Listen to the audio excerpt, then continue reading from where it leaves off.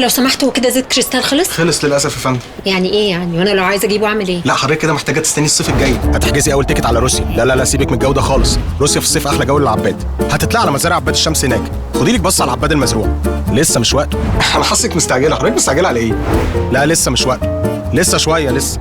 لا انت قاعده معانا حبه لسه، استني بس. ايوه هو ده وقته، وهو ده العباد المطلوب. هتقابلي الفلاحين، تتفقي معاهم، خليهم يلموا العباد واشحنيه على اقرب مصنع.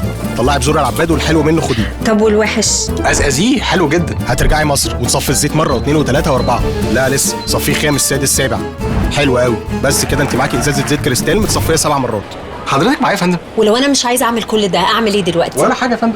زيت كريستال وصل يا فندم. طب ما من الاول عمال تقول لي روسيا وتقزقزي. زيت كريستال اتصفى من قلب الطبيعه 7 مرات عشان يبقى اخف واغنى بالفيتامينات على صحه عيلتك. زيت كريستال عباد الشمس، بنروح اخر الدنيا عشان صحتهم بالدنيا.